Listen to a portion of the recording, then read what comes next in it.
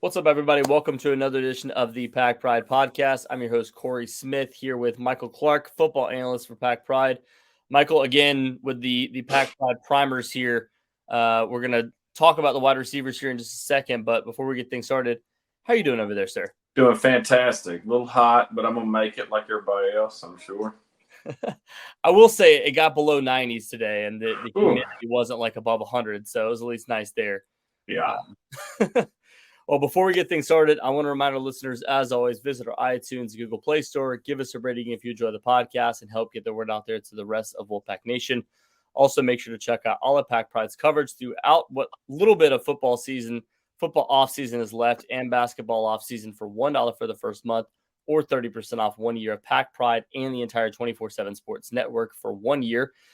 So head over to packpride.com to find out more about becoming a premium subscriber. I also have to give a shout out to the Scott Wood home lending team. As always, is there anything this man can't do? After a successful career at NC State and playing professional basketball, Scott has turned his sights on conquering the mortgage world. Reach out to him today if you're interested in financing the purchase or build of your dream home, looking to purchase your first investment property, or even just to buy land. Great rates in 50 states. Yes, you heard that right. The ability to lend in all 50 states. Scott is looking forward to sending out those pre-approvals and getting your home journey started. All right, Michael. So taking a look at the wide receivers, obviously this has been a position that we've discussed ad nauseum during the offseason. Not a position that I think when we started the offseason was perceived as a position of strength, and still quite a few holes that you feel like have to be filled in there. We'll also talk about tight ends on the second half, but before I jump through the roster here, just your overall thoughts on where the wide receiver group stands right now. The addition of Bradley Rozner and the emergence of Kevin Concepcion and his both in their short time on campus, I think is significant. Javonte Vereen as well. The depth, in my opinion, is not there, especially on the outside.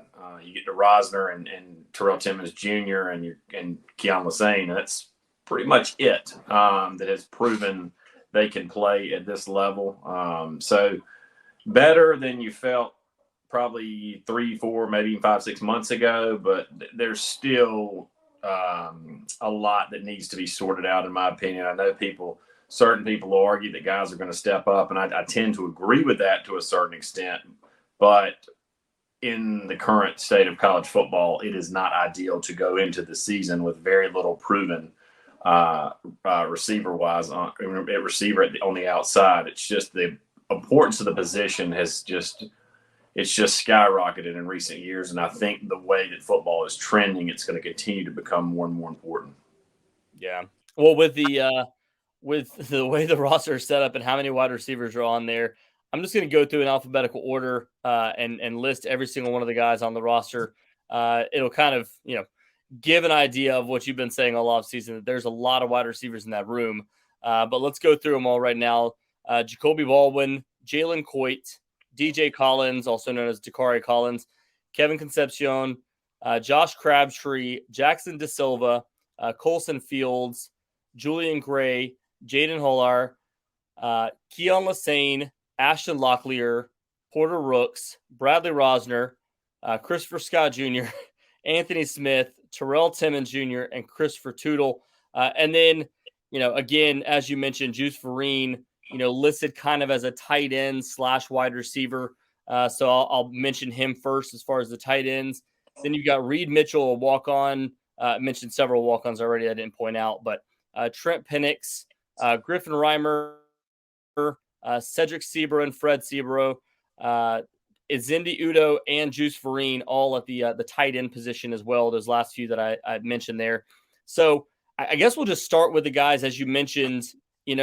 One of the big names that we've been talking about all off season, Terrell Timmons, a guy that I feel like has a chance to have, one of the bigger breakout years this season. We'll talk about all the other guys in a second, but with Timmons, it feels like, the way things closed out last season. Again, he didn't put up huge numbers, so it's not like we're going, based off of the numbers that he put up, because you look back at last year and it was really just 3 receptions for 79 yards and 1 touchdown.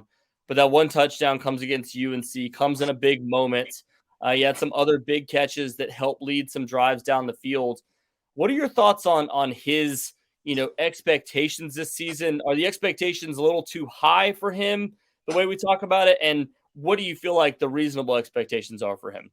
Well, I think you expect him to have a really good year. I've said in past podcasts that the addition of Bradley Rozner, in my opinion, assuming Rosner can play at or near the level he did at Rice, is big for Timmons, because I think it takes a lot of pressure off of guys like him, Dacari Collins on the outside.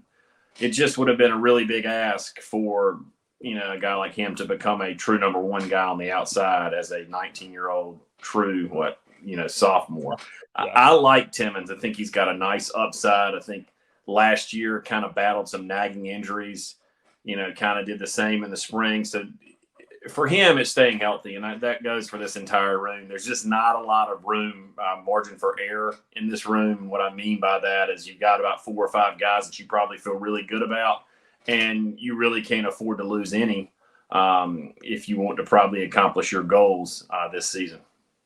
Yeah, one of the things I was going to say about Timmons is, one thing that is that he's not afraid of the big moments, because while he only had 3 catches last year, one of them was a huge catch to set up a touchdown against Florida State, and the other, as I mentioned, a touchdown against UNC.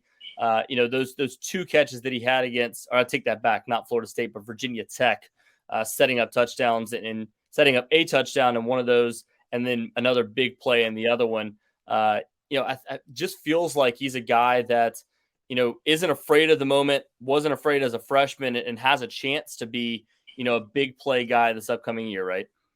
Yeah, I think so. And again, he transformed his body in the offseason, and you just hope that, again, like a lot of these guys, he can stay healthy. That if there's a team, not just in the ACC, but in the country that's due to stay healthy, it is NC State, because it's just been a program that's been decimated by injuries, not just last year, but I'd argue for probably the past 2 or 3 seasons. It's been unlike anything I've ever seen, really, with any football program.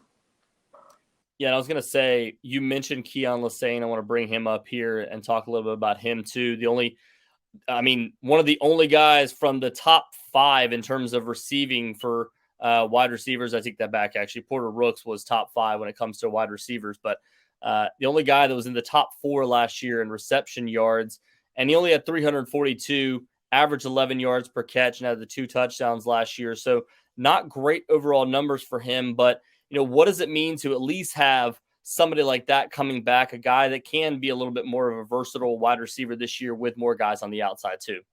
I think, he's probably not the ideal size you would hope for on the outside, but he's dependable, he's tough, and he's experienced.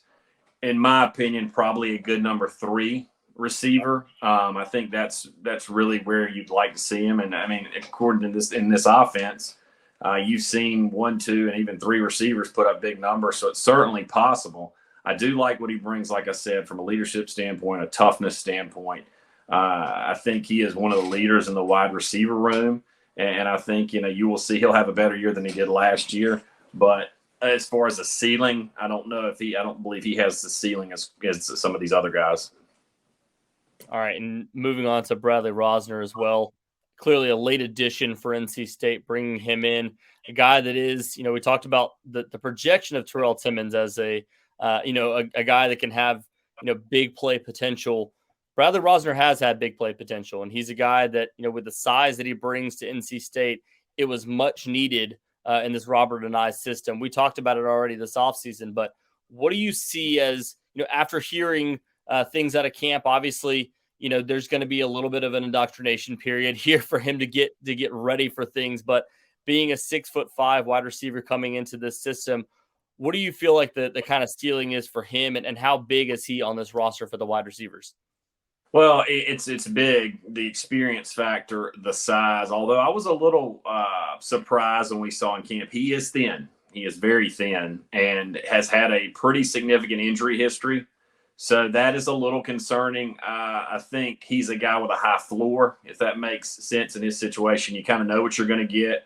This is a step up in competition. I think everybody understands that when it comes to Bradley Rosner. But he's proven. He's obviously old, 26 years old, which has been in college a long time. I think a lot of people, though, feel like he can eventually become a really dependable, good playmaker for State. I think the biggest question outside of health, Cory, is really how quickly can he get acclimated in this offense? I mean, this is a kid that has been on campus, less than a month. It is a big ask for some guy to come in, play in an air raid offense, and him to be the number one, in my opinion, which from the outside looking in, I think that would be the projection. State's got to find, in my opinion, that go-to receiver this fall, whether it's him, whether it's Timmons, or somebody else on the roster. That's really something they need to establish and quickly. Yeah, but again, looking back at the stats from last year, I mean, 44 receptions for him at Rice last year, 876 yards, 10 touchdowns. I mean, when we talked about this before the season, or a couple weeks ago, we were kind of tabbing who we said would lead NC State in touchdowns, while we talk about the big play potential. But having a 6'5" receiver in the red zone for Brennan Armstrong seems like a pretty big target for him, right?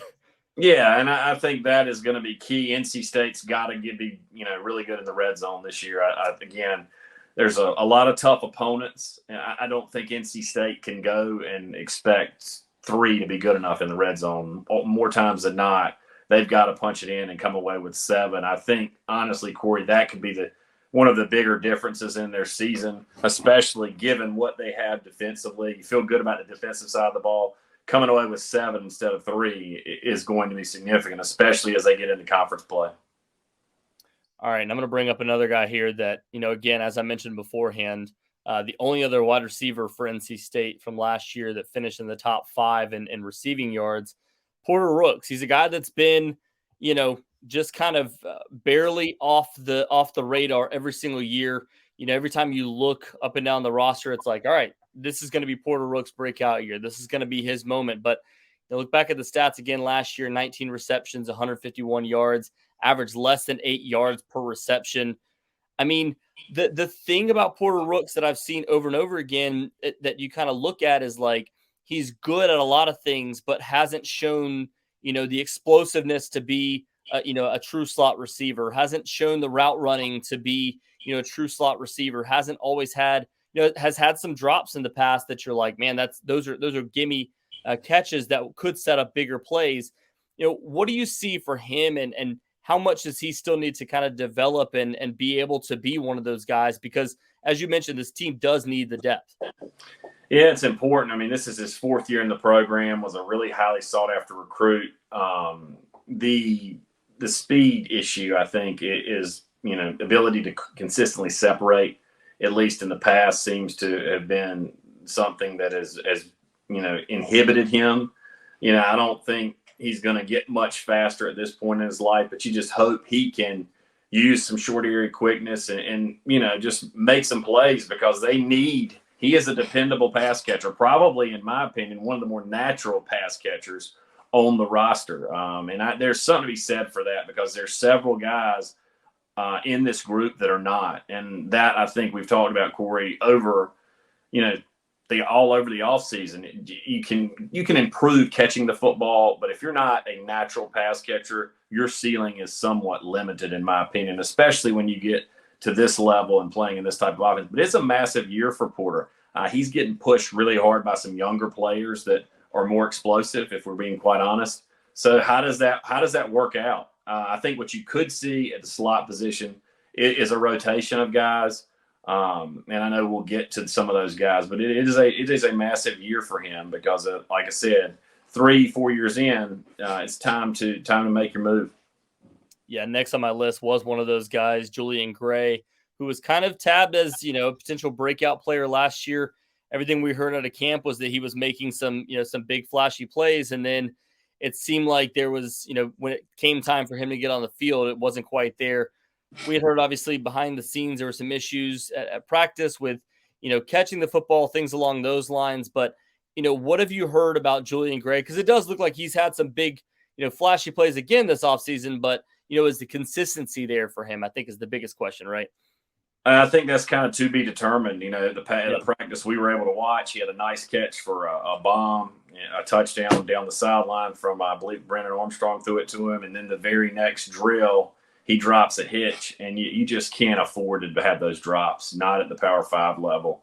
And again, he is a dynamic athlete. I think what you will see with him is probably him line up in different spots, whether it's, in the slot taking jet sweeps. I think he wouldn't be surprised at certain packages if he lines up in the backfield. I think he is the type of player that you just have to find a way to get touches. And Robert and I has proven during his career that is one of his strengths, getting matchups, putting players in positions for them to be successful. So, again, it is going to be big. Somebody has got to develop in this slot room. You kind of get spoiled after having Thayer Thomas for 4, 5, 6 years, a dependable guy, but you really need some explosiveness at that position in Robert and I's offense. Yeah, I was going to say, you get the feeling that he's one of those guys that you just need to get the ball in his hands somehow or another. Another one of those explosive track guys that has a chance to make a difference if you can get him in space. DJ Collins is next on my list here too. A guy from, comes over from Clemson, obviously had the nagging injuries back in the spring. We had heard, you show up to the spring camp or fall camp the first day and you hear about the growth that he's had throughout the offseason, the chemistry that he had built with the rest of the wide receivers. Look, he's another guy we talk about, this team needing, an upgrade in size, an upgrade in speed. He's got 6'4", 212 pounds. So he's a little bigger than Bradley Rosner. Just doesn't have the proof on the field yet to this point, right? Yeah, and I mean on the hoof, he's looks great, and was a little slowed by a couple of minor injuries during spring ball. So I don't think you got a full really evaluation of him. Has come on in fall camp. Is still relatively young though. If you look at his experience, played as a true freshman at Clemson. I think he played in 12 games. Don't hold me to that. But then only played 3 last year before deciding to transfer. So you're looking at a guy, this is really his second year of college football. Talent is not an issue, I don't believe, because he was a top 247 prospect. And again, he can run, can catch. I think it's does it all come together for a kid like that? I'm not sure it happens this season, but I think what you want to see is continued progression. And that, I think, is what you've seen thus far in fall camp. Just continuing to get better. And this, going back to adding Bradley Rosner, I think is extremely beneficial for a guy like DJ Collins because it takes, like I said, a lot of pressure off. It's not forcing him to play more than he needs to be playing at this point in his career. But again, I think you just want to see improvement, continue kind of on that trajectory. If he can keep doing what he's been doing in fall camp, he's a guy that's going to probably work his way into that wide receiver rotation. Yeah, and he was a guy, DJ, being, I believe top 200 in that class, according to the composite. Actually, yeah, I pulled it up right here. Did it against really good competition in Georgia, too. So it's not like he was 182. Yeah. So it's not like he was doing it. And flashed at Clemson as a true freshman. So it's not like he's a bad football player. This is a really talented kid. Again, we'll see how this was a completely different offense than these guys were. A lot of them were running before, Coach and I got to NC State. Yeah, and a couple other guys I wanted to mention before we move over to the tight ends. I'll leave Juice Vereen in the tight end discussion just because he is kind of such a flex wide receiver tight end. So we'll talk about him in just a second. I don't want people to think I'm like completely glazing over him here. But a couple other guys we've heard about. Obviously, Anthony Smith has had his moments, but hasn't put together, any big, consistent play. Jalen Coit got his opportunities last year. We've heard at a camp that he's played well at times as well. And Christopher Scott, another guy that, was one of those kind of development players that NC State brought in and the hope was to be able to see him develop. Do you see, any of those guys having a true impact this season, or is it still kind of like the things have got to develop for them? Again, it comes back to consistency, right? It's such a coin flip because you do have speed with all those guys, but what are they, 3-4 years in, and they just have not been able to get into the rotation. And you think with the addition of Rosner, Dacari Collins, the emergence of Terrell Timmons, guys like Juice Vereen and Kevin Concepcion, who are just, if we're being honest, just better pass catchers than those kids are. So I think it is going to be awfully hard for them to work themselves into becoming major factors. There's only one football. And, if you've got, not singling these guys out, but everybody in this group has got to catch the ball, because the first thing I'll tell you, nothing makes an offensive coordinator, especially an experienced one who's had a lot of success, matter than guys not catching the ball. So if you don't do it in practice, you're not going to see it in the game. I put this on the message board last week.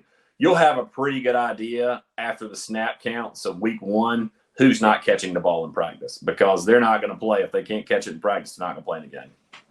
Yeah, I was going to say it might be week 1. It also might be week 2, depending on how week 1 goes. Because absolutely, I know Connecticut is expecting to be, another strong team, but if NC State is able to generate some momentum early on, get a big lead, they might be able to use some guys later in the game.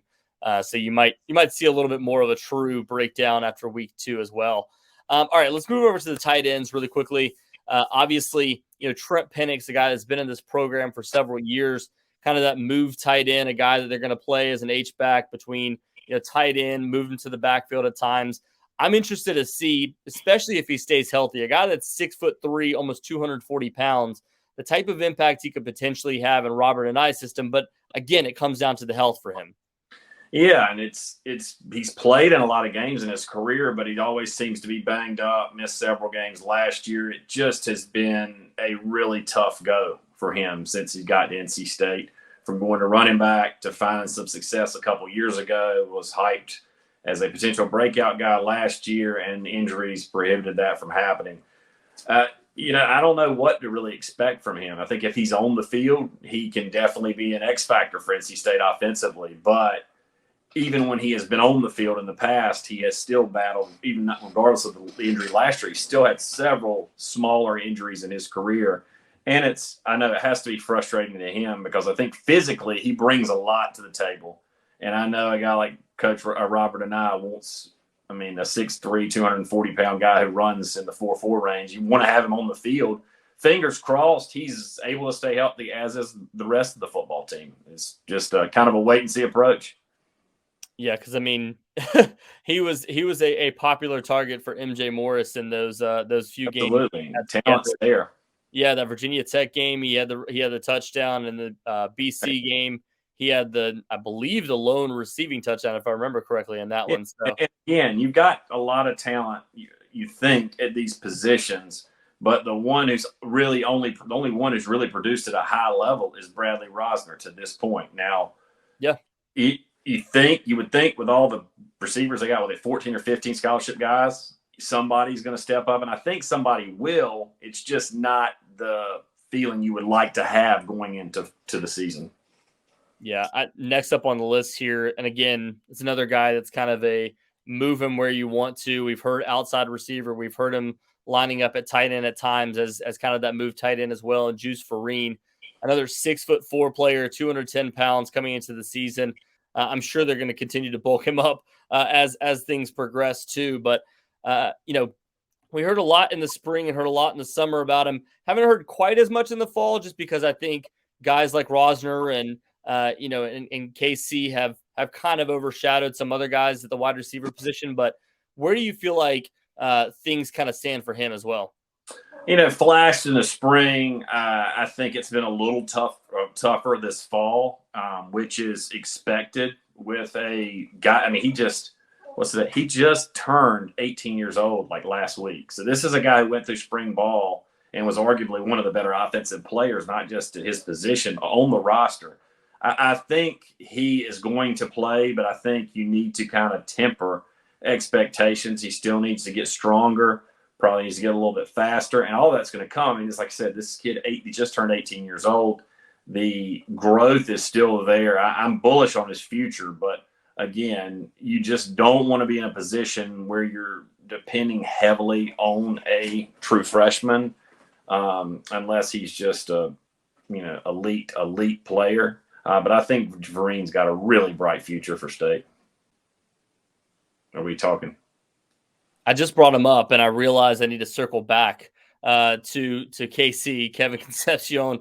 We were talking about him earlier, multiple times, and I just thought we had already gotten to him. But he's yet another guy in this wide receiver room that, as you said, not a proven commodity, but man, we have heard, if there's been anybody that's generated buzz this offseason, it's been Kevin Concepcion. And I feel like, again, he's a guy that, we talked about last in the spring as a guy that, hey, you don't want to put too much on his shoulders. You don't want to say, oh, he's going to be, an elite guy as a freshman and along those lines. But, you show up to camp, and one of the first things that I was hearing from multiple people is there's a chance that he has a shot to be, a freshman All-American for this team going into the season, given the way that he's worked this offseason, all the, time and effort that he's put into this. So what are your thoughts on KC and the impact that he could have this season too?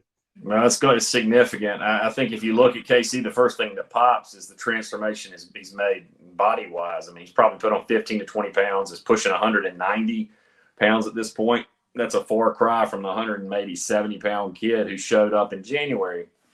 Look, it's so hard to project what freshmen are going to do.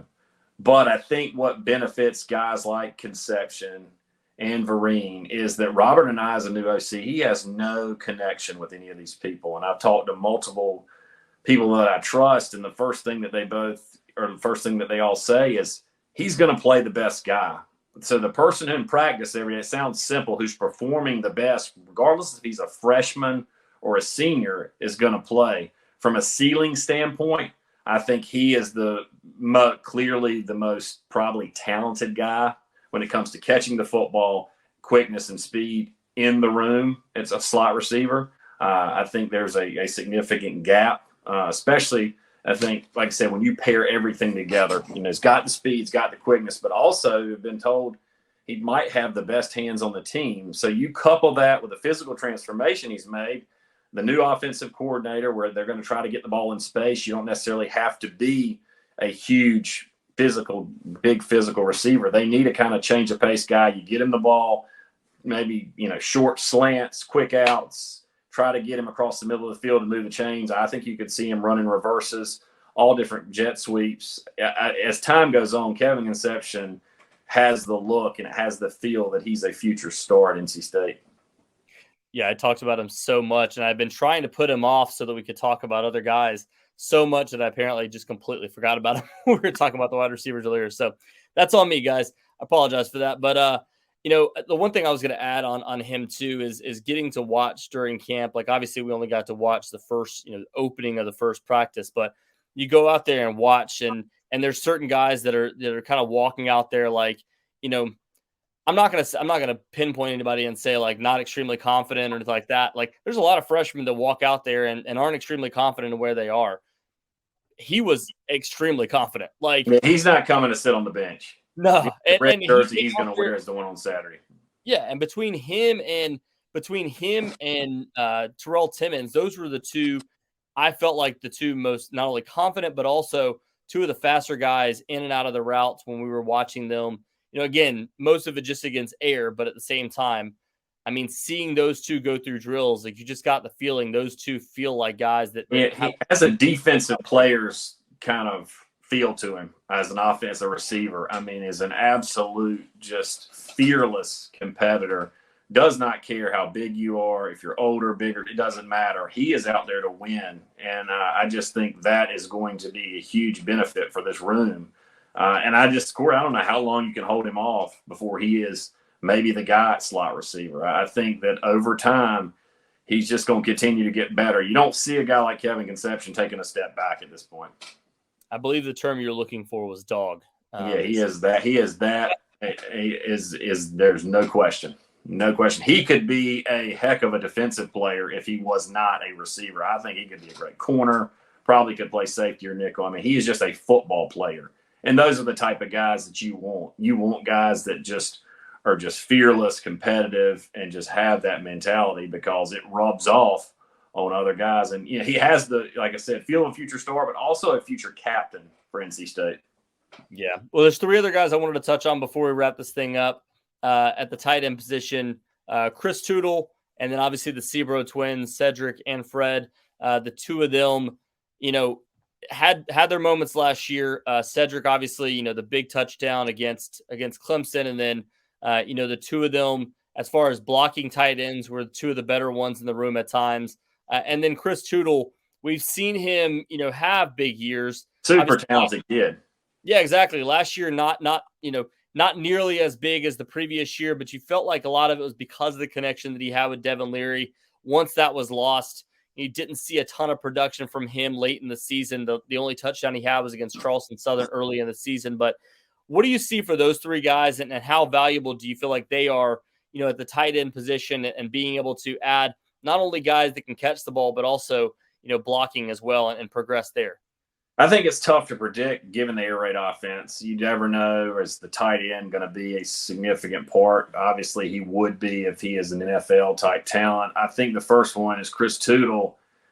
I'm going to be honest, Cory, in 2021, I'm like, this guy has the look of a future pro. I mean, he was a absolute stud. And then last year, just, I don't know what happened, but you have to believe that he didn't really, get worse. It was just like the offense, everything was so hard offensively last year. They had to grind out everything. It's almost like he was a forgotten player, and it just never got on track.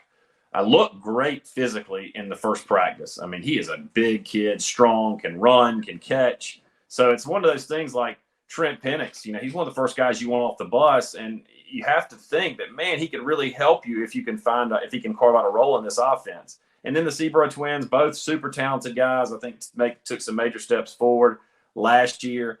And it just, to me, it's hard to pigeonhole what type of impact they'll have given the air raid system and given that NC State's probably going to throw the ball all over the place.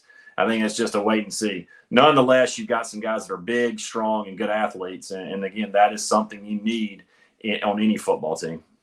I was going to say, it does feel like between Tootle and Cedric Sebro, like you get the feeling that if they get some of those opportunities, if they're able to, to get opposing defenses to try to go to the outside and stop some of those outside receivers, those guys across the middle. I mean, as I mentioned, Cedric, the catch against Clemson, that was his big moment of the year. But he also had 2 receptions against Syracuse, 2 receptions against UNC, and then the 2 receptions against Maryland in the bowl game. Like, he came on pretty late in the season and had some big moments, but you get the feeling that if there is another guy in that room outside of the ones we mentioned that can be a solid pass catcher, can be somebody that can sneak across the middle of the field and pick you up a first down or even a touchdown in the red zone, that's kind of the guy, right?